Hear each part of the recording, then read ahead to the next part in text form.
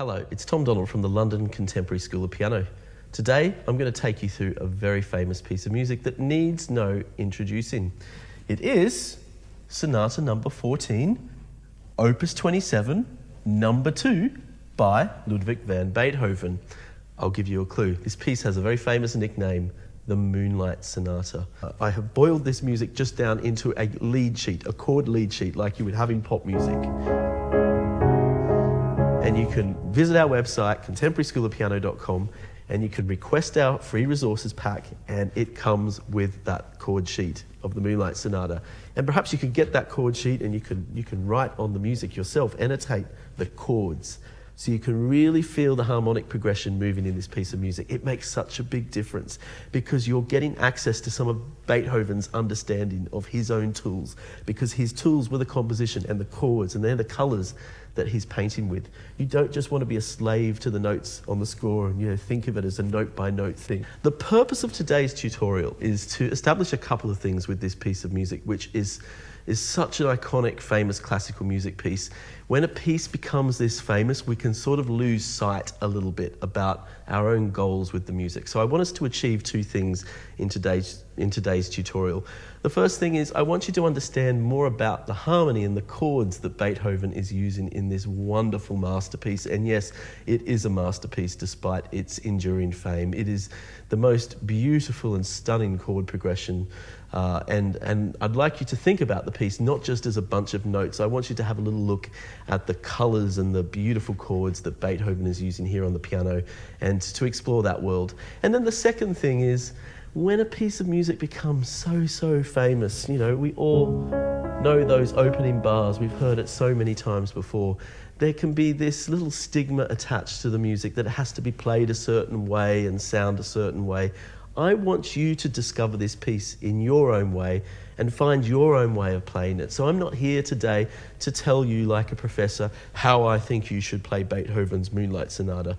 I want you to explore the piece and to discover the music on your terms, in your way, because I think that's a better relationship to have with great classical music. We don't want to look up to these compositional gods.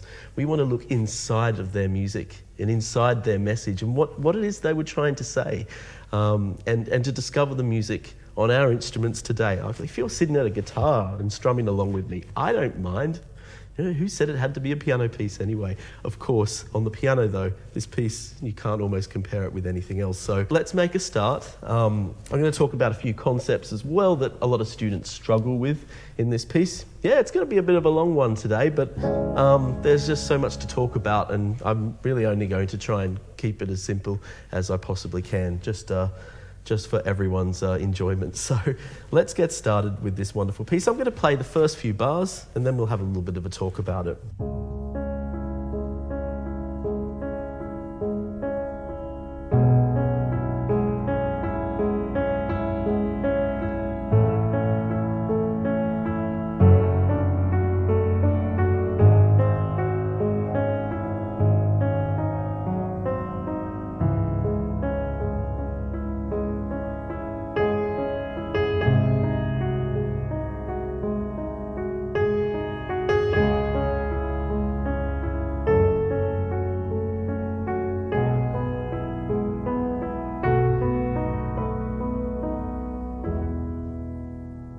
So this piece of music, this iconic introduction that so many people have heard so many times, is in the key of C sharp minor. And I find a lot of students have problems with the key that this piece is in when they start to learn it for the first time, mainly with reading the notation and the C sharp minor scale. So let's clear that up first. What are the notes in a C sharp minor scale? Do you know the answer to that question? I'm going to play the notes right now. This is a C sharp harmonic minor scale. And there's also the C sharp natural minor scale, which instead has a B natural in it. And Beethoven is referring to the notes in both scales quite often throughout the piece. And you'll see in the notation, this is really, really important. A lot of people, when they think of notes in a harmonic scale, they think of this: C sharp, D sharp, E, F sharp, G sharp, A, C, and then C sharp. But this is not really a C, and it's not notated as a C either. In the context of a C sharp minor scale, it's actually a B sharp. Now, why this unnecessary theory, you ask me? Why should we call this a B sharp and not a C natural? Well, that's so we get a nice steady line in the notation. You see, now the line of notation is D, so is C sharp, D, E, F, G, A, B, C. So we have A, B sharp, C. So therefore we have C sharp, D sharp, E, F sharp, G sharp, A, B sharp, C sharp. So we have now this lovely linear line in the notation. We don't have this awkward gap of an A to a C. And that's why there's a lot of B sharps that you'll see notated in the score. It's because it's native to the C sharp harmonic minor scale. But you'll also see a lot of B naturals in the score. You'll see B naturals often being used, and also B sharps often being used. So write on your score if that bothers you, or if you find that tricky at first, write on your score, write notes in your music. Really important you do that. Write little annotations of your B sharps and your B naturals. As they say, never B sharp, never B flat, always, I'll do that again. As they say, never B sharp, never B flat, always B natural. There's a silly joke, a little line, you can help remember that. So that's the first little bit of theory we need to clear up. But I'm going to give you a second bit of advice, which is even more powerful than that. Think of the piece in chords. And if you're familiar with our work at the London Contemporary School of Piano, you'll know that we have a resources pack available from our website, contemporaryschoolofpiano.com, where we train students through a lot of our YouTube tutorials as well on chords and understanding music from a harmonic chordal angle, which, by the way, this piece is built entirely on chords. This is not a melody. I'm not singing, ah. These are broken chords, like chords on a guitar being strummed one note at a time. And this piece of music starts on the chord of C sharp minor, and a C sharp minor with a B in the bass. You can see the annotations below. A major, D major with an F sharp in the bass. And in fact, that's a really good way to practice this piece, by chording it out. We also have another tutorial, our Bach C Major prelude tutorial, which uses the same practice technique, and you should check out that tutorial as well. And that's in the nice friendly key of C major at least. This in C sharp minor, there's a few chords you might be less familiar with, and of course inversions are being used. So I'm just going to chord this out so we can draw the line of this progression. We have some really lovely chords here being used. Seventh, back to the C sharp minor, suspended fourth, and then the seventh again, with the seventh being played by the thumb, resolving back to the C sharp minor. I love that progression there.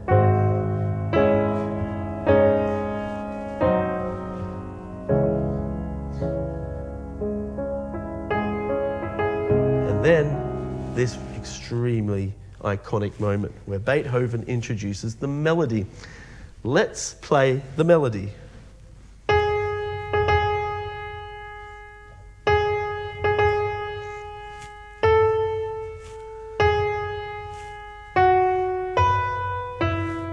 Righto, let's face it. What sort of melody is that?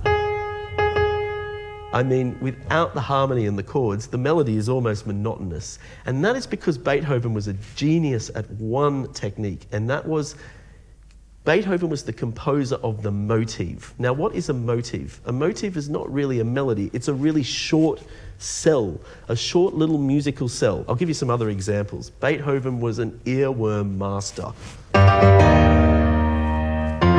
We've all heard that motive before, haven't we? And we've got this one. Here's another one that students love to play. I mean, this guy just had motives galore. He's just a riff master. Beethoven, these short little melodies. And he'd have this notebook. He had this famous sketchbook where he'd scribble out little melodies and he'd turn them upside down and inside out and around. He was obsessed, Beethoven, by creating these short motifs. And they're usually often very simple motifs that are just 1 or 2 or 3 notes. They're really simple, but he converts these simplistic motifs into complex chord progressions and grand musical structures. So Beethoven is really this amazing composer who explores this antithesis between simplicity and complexity and sort of marries the two together. It's really quite remarkable. And the Moonlight Sonata is an iconic example of that because, what sort of melody is this? And it's entirely reliant on chords. It now makes sense when we have the chords there. So that's why it's so useful to chord this out. Play it like this, to hear the melody and the chords voiced together.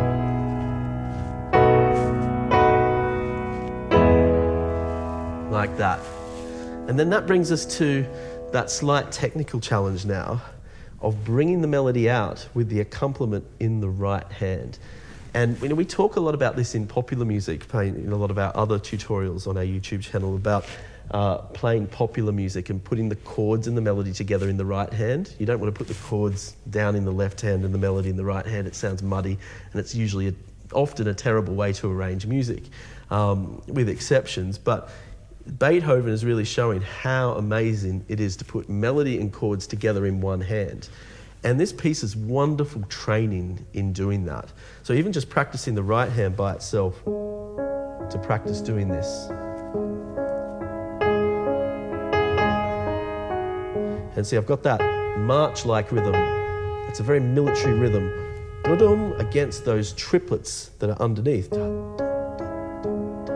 So these have to be softer, and I have to put more weight on my pinky finger. I've got to put more weight. And by the way, the weight doesn't come from the pinky finger alone. My pinky finger's not going to be strong enough to do that. I need to support my pinky finger with some more weight coming from my arms and my shoulders and my arms. The way you sit at the piano, it's really important that you feel that you've got a core, and that it's a really good exercise just to look straight ahead when you play a passage like this. Look straight ahead and really feel a comfortable, firm, relaxed shoulder placement. So you can practice just leaning on that pinky finger and getting really good technique with the arm. And there's no right or wrong technique. There's these semantics about this is the way you play the piano. That's not what I believe.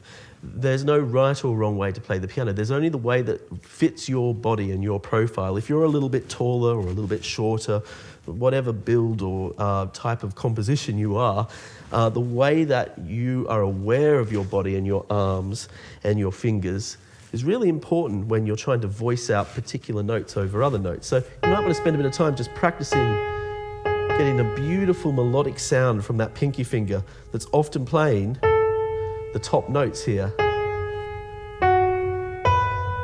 So now I'm going to put it together.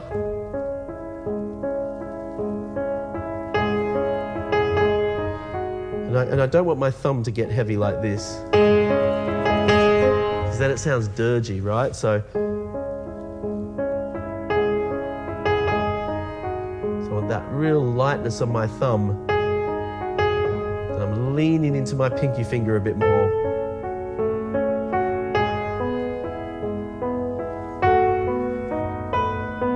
That's a bit of a stretch there, but I just used my thumb twice, and I'm really light with my thumb. I've got the pedal down, so I don't need to play a perfect legato with my fingers. I'm just very light with my fingers here. Less is more. You don't have to put much force and tension onto those notes.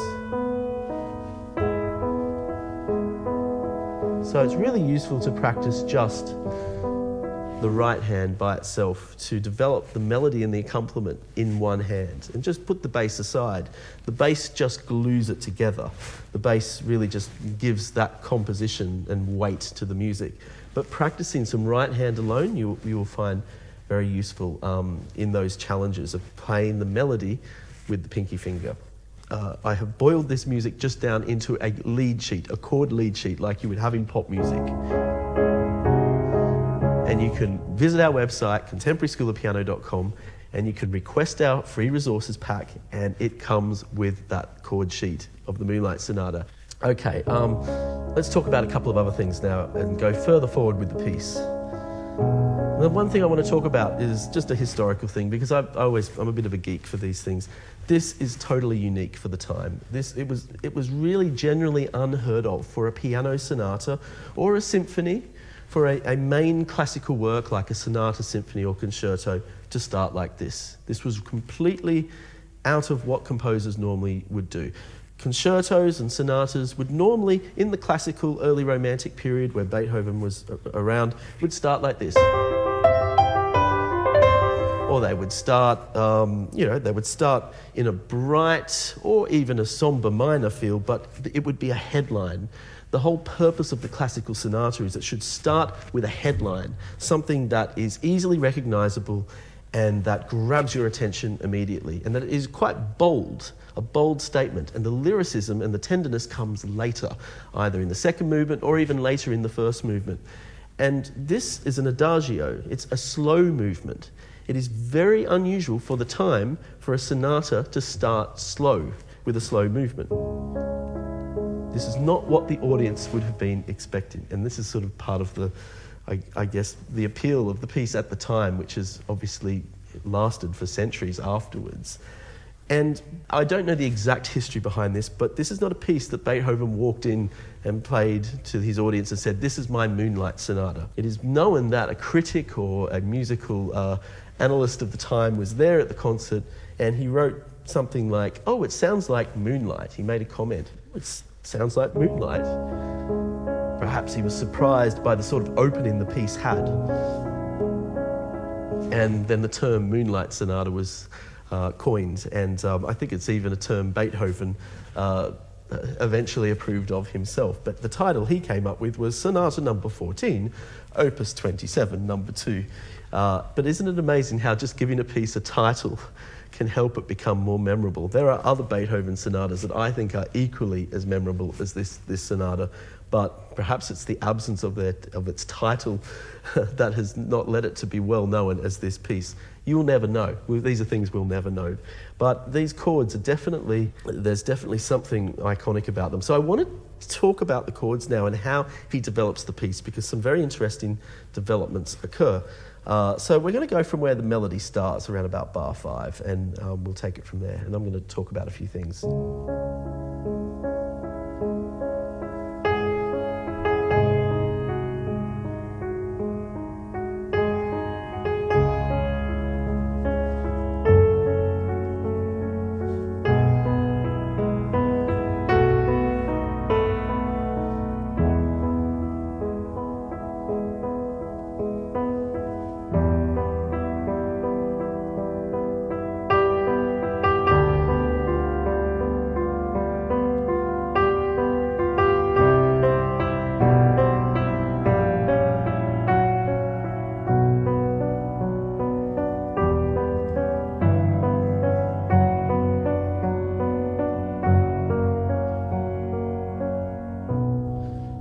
So Beethoven is taking us on a journey here, and quite a remarkable journey, because he starts in C sharp minor, goes to the dominant G sharp 7 with the B sharp in the bass.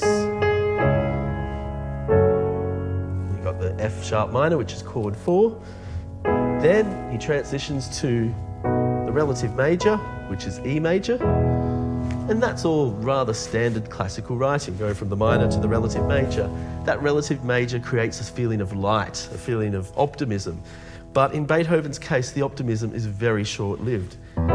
This is where things start getting very interesting. He takes the E major chord and turns it into an E minor. So moving from C sharp minor to E minor, it's a very sudden change. You can feel that this brief moment of optimism has not gone entirely according to plan. And then he resolves that very harsh change. It's almost a harsh change to a G7 with a D in the bass, which then leads us into the key of C major. Now, C major is a very neutral sounding key, a key we're all very familiar with. But the C major, a C major chord on the first page of a piece in C sharp minor, let's compare the sound of C sharp minor to C major. I have to say, that is the most sinister sound in C major. That C major, in the context in which it's arrived, is very different from a standard C major, and it shares the same middle note as the C sharp minor. The note that makes C sharp minor, minor, and the note that makes C major, major is an E. So, all right, we're going from E minor to G7, which leads us into the C major.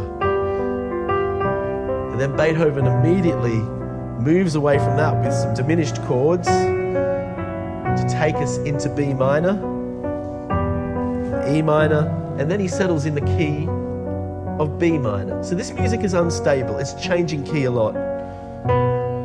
So he's gone from C sharp minor, and then we've landed on B minor. But then that B minor is even short-lived because he makes that a major chord.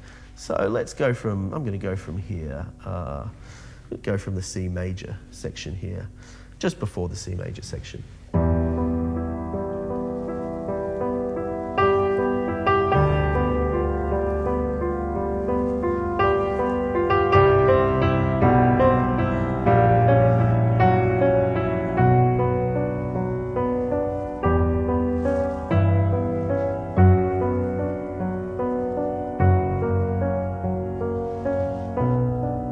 B minor, now B major.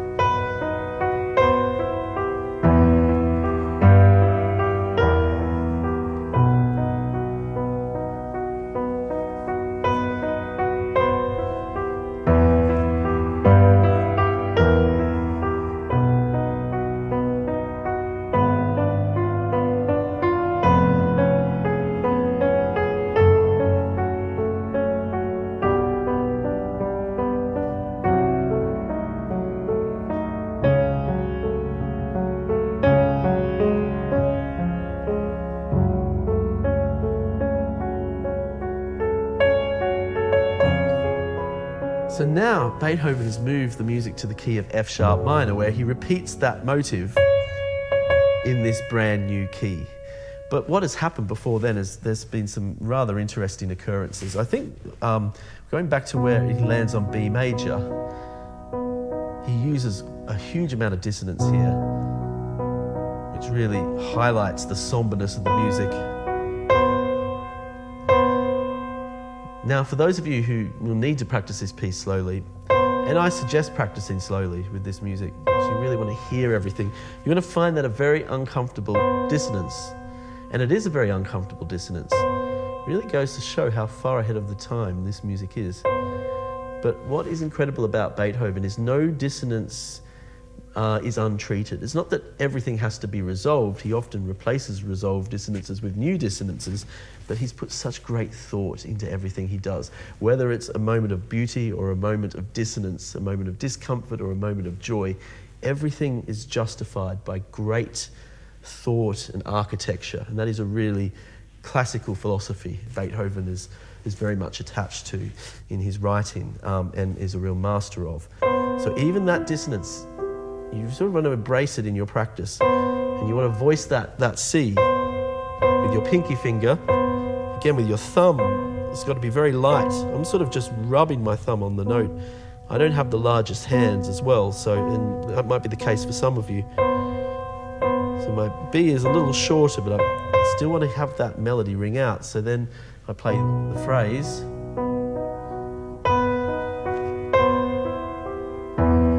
And some left hand. The left hand shares some of this melody with a bit of a bass line.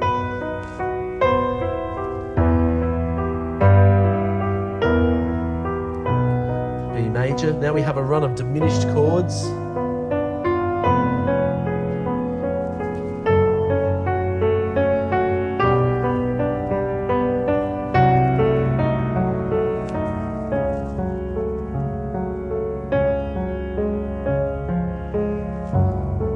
Key of F sharp minor. Let's continue. So he repeats this motive in the new key, but it's short-lived.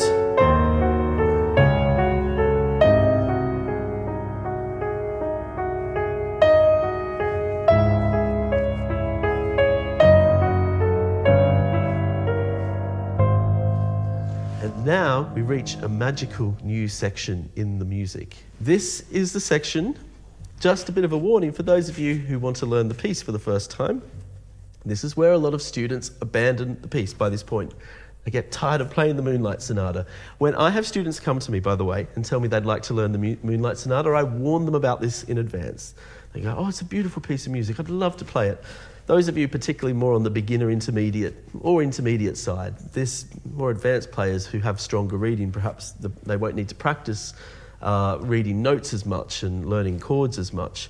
So it's those on the intermediate side that can stop by this point. And that's because I think the thing with this piece, the challenge that is often not spoken about, is there's a lot of endurance needed for this piece, a sort of mental endurance and an emotional endurance. The music is slow, it's haunting. It's beautiful to listen to, but to play, you have to hold those musical emotions and deliver them. And this is a part of the piece where something really quite extraordinary happens in the music. And it's something that is unusual for classical music. This is where Beethoven really becomes himself, and he's someone, a character, a musician that is a composer, a thinker that is a little bit outside of his time. And there are elements of this in a lot of Beethoven's music, particularly his late music, by the way, which is remarkable. It's so remarkable that even musicologists sometimes struggle to explain it. But there's a little bit of this in this moment. The music becomes very static. I'm going to play this page. Now, he uses a lot of diminished chords, and he's using very sort of traditional techniques of being static, diminished chords, and he's mixing them up, and the music starts to feel like it's lacking almost direction. It's just very static, not much is happening. We're waiting for something to happen. It's almost as if the music's having its own little existential crisis of itself inside of its thinking. And this is not a classical concept. Classical music and classicism in general is about forward movement. It's about a sense of forward direction. And this almost violates what is classicism in a way. And Beethoven had the ability to do that quite often.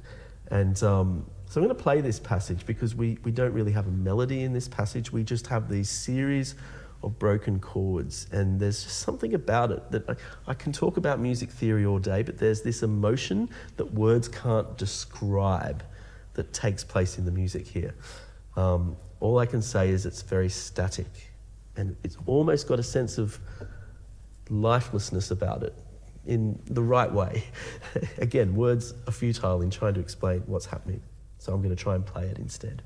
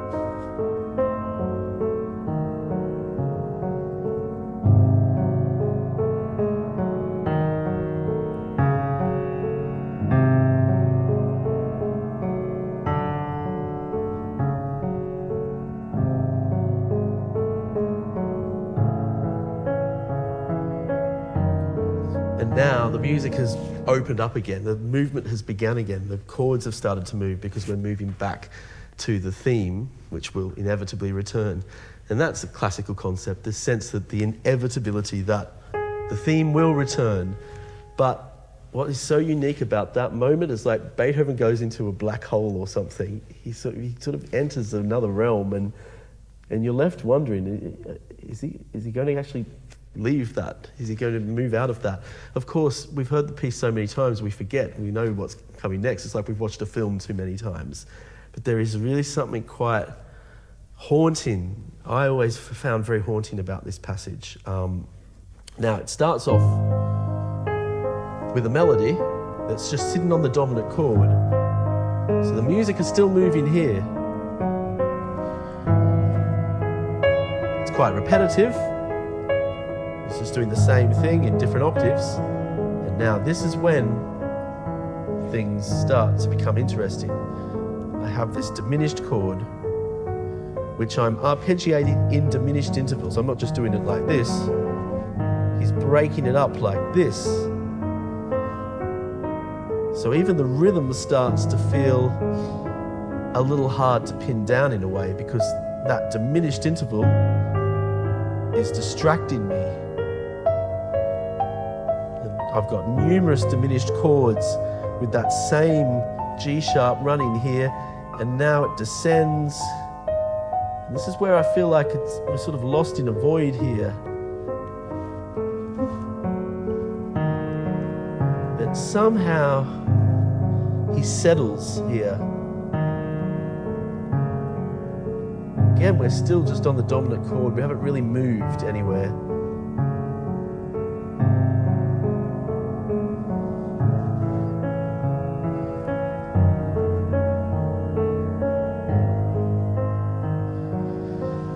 And that relief, right? The intensity, that relief that we have reached home key again, C sharp minor. Some sort of home, right? C sharp minor, it's not the happiest key, but we've reached that resolution and the inevitability. Great classicism is about inevitability, that inevitability of the return. But how inevitable was it? That darkness, that abyss of those diminished chords. And it's not just a trivial thing. I know we've heard the piece so many times, but when you play that, you want to get lost. I don't think you want to play it like an authoritative, classical, well-trained pianist. I think it's very easy to be tempted to just be correct, but I think there's that vulnerability in the music there with all of those diminished chords. There's a lot to be explored there. And there's so many great recordings of the piece, I don't know where to begin. But that's where even the identity of the music is a question in itself. It's a very deep thing. It's not just a bunch of diminished chords, and there's no melody and there's no movement. It's just this stillness, this darkness, and then we emerge with the theme returning. I have boiled this music just down into a lead sheet, a chord lead sheet like you would have in pop music. And you can visit our website, contemporaryschoolofpiano.com, and you can request our free resources pack, and it comes with that chord sheet. Now, Beethoven, when the theme returns, he doesn't do it exactly the same way twice. So let's look at what he does this time around. I'm going to go from just before the theme returns.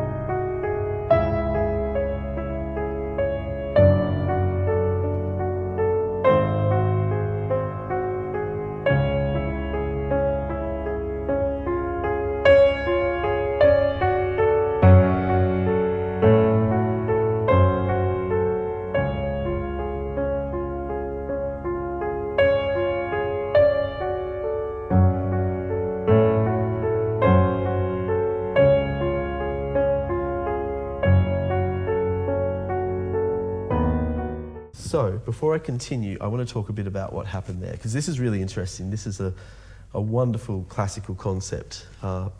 Despite the way Beethoven moves away from so many classical concepts, he maintains a very important one here. Now, the beginning of the piece where we heard that theme, that motive was moving away to, let's say, the dominant key. Eventually it landed on that G-sharp 7 chord and that dominant 7, and it led to all those dark diminished chords where the music entered a void, and then it entered back to chord 1, and we started the theme again. But this time the theme It's exactly the same, but harmonically he's altered the chords to stay within the realm of the tonic, chord 1. So he hasn't moved away to all of these adventurous key changes like E minor and C major like the first time. He's kept it closer to the realm of C sharp minor. So what does that mean? That means the piece is probably going to end soon. So that also means the second time we hear the same theme, it's actually more resolved. It feels more at peace with itself. It's not moving away. Maybe for the first time it even feels optimistic. It feels like its own ideas is coming to a resolution of itself. And this is really the mysteriously beautiful thing about great classical music, is that the same theme can be composed in a slightly different way to create an entirely different emotion.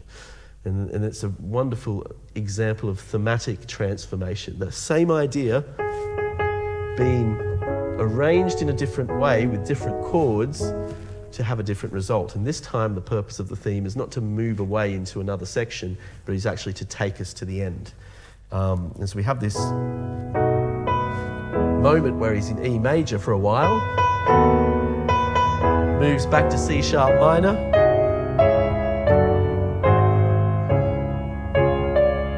so I'm going to go from this part here now, because something beautiful happens here.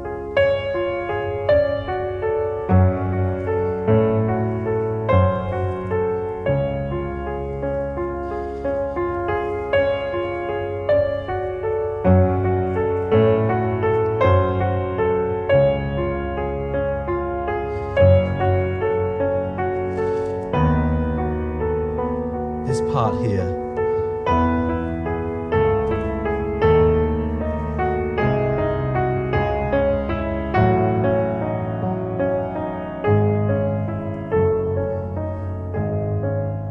It's almost like the whole piece has been waiting for that moment.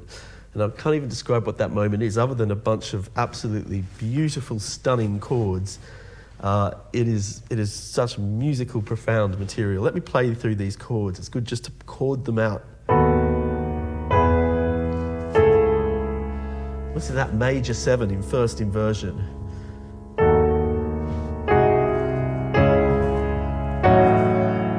And that very serious chord 4 in first inversion with the added 6th. So let's play all of that together now.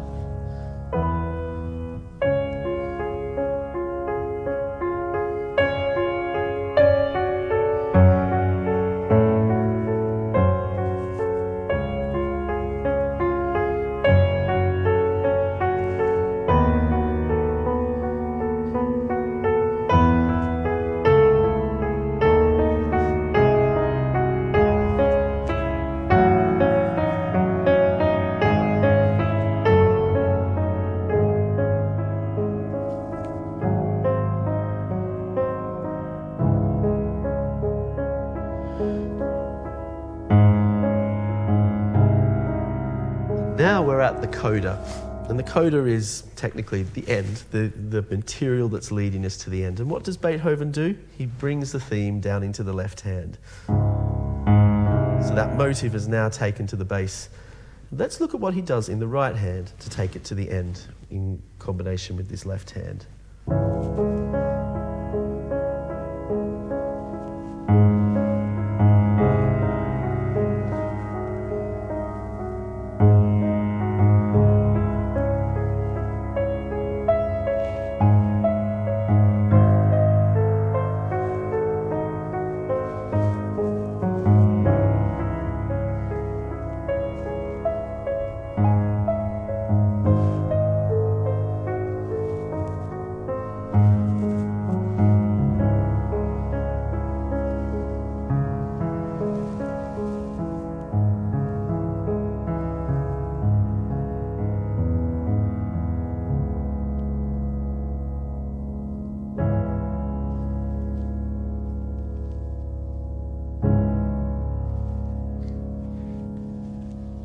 Now, one really interesting detail with that ending, and is this coincidence.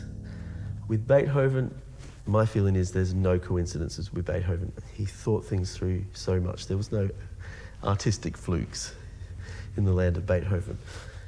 Now listen how that right hand, with those standard C sharp minor, G sharp 7 chords, they're chords 1 and 5, they're very classical, taking the piece to the end sort of chords. Listen to how he arranged them in the right hand. If we just play the right hand by itself, and the bass is playing the motive now, the right hand starts to do things like this.